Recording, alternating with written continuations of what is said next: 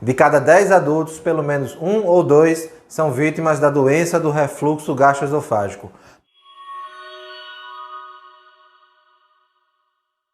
A doença do refluxo gastroesofágico, como o próprio nome diz, é uma doença em que ocorre um retorno do conteúdo do estômago para dentro do esôfago. E o que é o esôfago? O esôfago é uma estrutura tubular do nosso trato digestório, que ele se inicia aqui na garganta e vai até o estômago. Nesse trajeto, ele é revestido por dentro por um epitélio especializado para receber o alimento que vem da boca após a mastigação e levando esse alimento até o estômago. No estômago, esse alimento ele vai receber um líquido ácido que é produzido pelo estômago. E o estômago ele tem um revestimento interno que é protegido para receber esse líquido ácido. Porém, o esôfago não tem esse epitélio protegido. Então, ele pode sofrer uma injúria caso o alimento que está no estômago retorne para o esôfago. Algumas condições facilitam que esse alimento retorne do estômago para o esôfago, o que não é uma condição normal, obviamente. Uma delas é uma fragilidade no anel, no esfíncter do esôfago inferior, onde o diafragma ele tem uma porção que se chama de hiato, né? É uma passagem do esôfago para o estômago. Então esse hiato diafragmático, quando está localizado o esfíncter esofágico inferior, ele pode estar mais frouxo. Isso faz com que, depois que o alimento passe, ele não se feche completamente e o alimento volte. O afrouxamento do esfíncter esofágico inferior pode levar a um quadro chamado de hérnia de hiato, que é quando uma porção do estômago passa por dentro dessa abertura no diafragma e fica sobre o diafragma.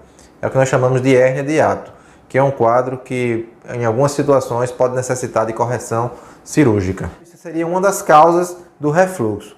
Porém, nós temos outras causas, até muito mais comuns, que eu vou citar para vocês. Por exemplo, o aumento da pressão intraabdominal por um excesso de tecido gorduroso.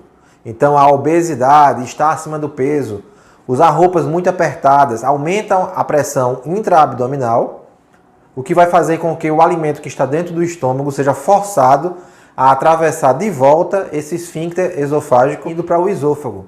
E chegando no esôfago vai causar uma irritação do tecido interno do esôfago, né? O que nós chamamos de esofagite. É uma inflamação dessa região interna do esôfago. Essa esofagite, ocorrendo com muita frequência, pode levar a alterações do epitélio e, em última instância, pode ocasionar o aparecimento de células pré-cancerígenas. Então, a doença do refluxo gastroesofágico, que muitas das vezes é menosprezada como uma doença que causa sintomas, às vezes desconfortáveis, mas não se pensa nas consequências futuras possíveis e graves, como um câncer de esôfago. Outra causa de refluxo gastroesofágico é uma alimentação rica em algumas substâncias, como álcool, alimentos ácidos, as frutas cítricas, né, os sucos de laranja, de limão, o excesso de comida gordurosa, café. Outra coisa que favorece a doença do refluxo gastroesofágico é o hábito de fumar. Então, se você fuma, é bom pensar em parar de fumar. Outra causa de doença do refluxo gastroesofágico são refeições copiosas, grandes refeições em que você enche muito o estômago e esse alimento fica ali sob elevada pressão e ele retorna para dentro do esôfago. Outras pessoas têm essa tendência maior à doença do refluxo, seja por uma questão anatômica, como eu já falei, ou porque tem o hábito também de se alimentar e se deitar. Se ele se alimenta, e principalmente se for uma refeição grande, e se deita logo após, por efeito da gravidade, efeito gravitacional, o alimento ele pode também voltar para dentro do esôfago. Então é sempre importante evitar refeições grandes antes de se deitar. Alguns medicamentos podem favorecer o refluxo do conteúdo do estômago para o esôfago. São os medicamentos do grupo antihistamínico, muito utilizados para tratamento de alergias, antihipertensivos, alguns medicamentos do grupo dos bloqueadores dos canais de cálcio, medicamentos para tratar a angina do peito, como nitrato, alguns medicamentos para tratamento de dor, como os opioides. Pacientes portadores de diabetes também estão mais sujeitos a desenvolver refluxo gastroesofágico, porque eles têm uma lentificação do trato digestivo, fazendo com que o alimento passe mais tempo no estômago e, consequentemente, sob maior risco de refluxo para o esôfago. Quais são os sintomas da doença do refluxo gastroesofágico? O paciente refere, geralmente, uma queimação retroesternal, uma azia, uma queimação nessa região, e às vezes você pode ter até regurgitação do alimento do estômago para dentro do esôfago e da garganta. E o paciente sente que o alimento voltou até a garganta, até a boca. É o que nós chamamos de regurgitação, quando esse refluxo ele é mais acentuado. Nós temos também a possibilidade desse líquido atingir a laringe, né? Ao chegar na garganta, ele ir até a laringe e causar rouquidão. É uma causa também não incomum de tosse crônica. Então faz parte do diagnóstico diferencial de pacientes que têm tosse crônica, excluir a possibilidade de doença do refluxo gastroesofágico. O diagnóstico da doença do refluxo gastroesofágico, ele pode ser dado meramente pelas informações que o paciente está dando ali, né, de forma clínica, sem necessidade de nenhum exame complementar. Né? Basta o paciente relatar esses sintomas bem característicos que o médico ele está apto a dar esse diagnóstico sem precisar fazer nenhum exame. Porém, em algumas situações, os sintomas não são tão típicos, né? Ele pode confundir o quadro e então o médico vai ter que solicitar alguns exames para certificar que se trata da doença do refluxo gastroesofágico. O mais conhecido e o mais solicitado é a endoscopia digestiva alta.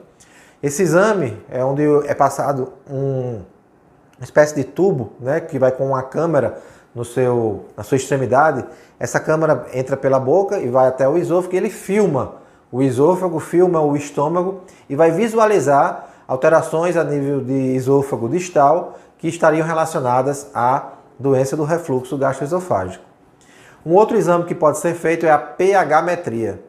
Essa pH-metria esofagiana ela é feita também com um tubo que na extremidade tem um sensor que vai medir o pH do esôfago. Esse tubo entra pelo nariz e vai até o esôfago e fica lá por 24 horas medindo esse pH.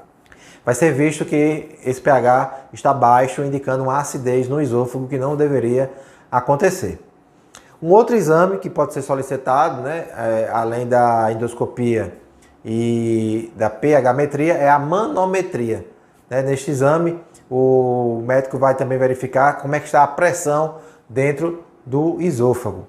Além de medir também a pressão a nível do esfíncter esofagiano, que mostraria que essa pressão está diminuída a nível desse esfíncter, e o que poderia ser uma causa da doença do refluxo gastroesofágico.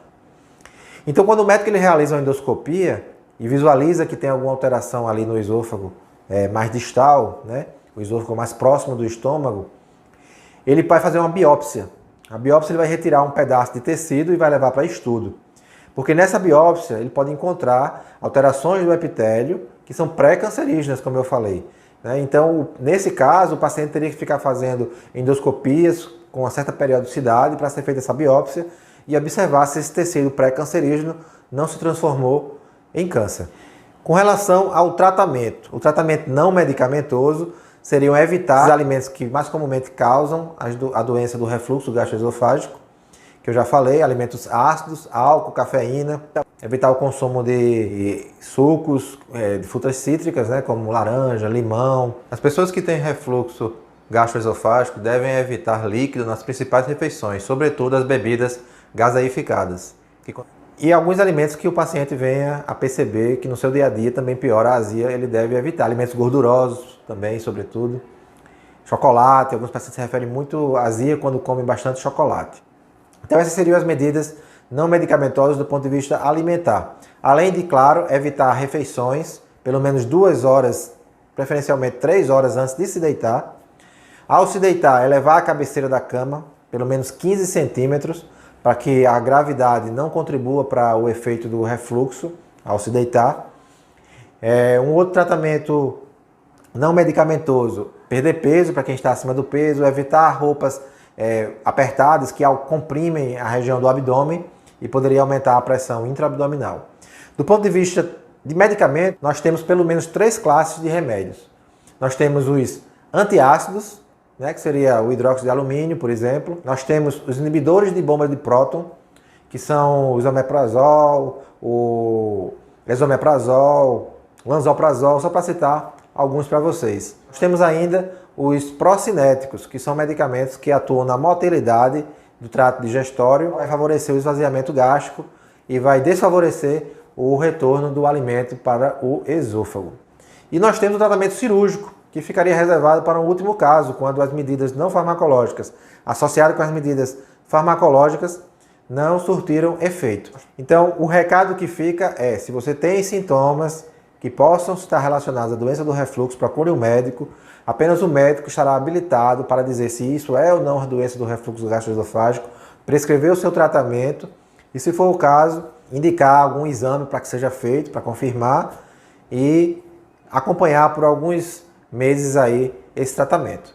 Espero que vocês tenham gostado desse vídeo e apenas se inscrevendo no canal e dando o seu like se gostar do vídeo, o YouTube vai entender a relevância de passar essas informações, continuar passando essas informações para vocês e dará uma maior importância na distribuição desse vídeo para outras pessoas.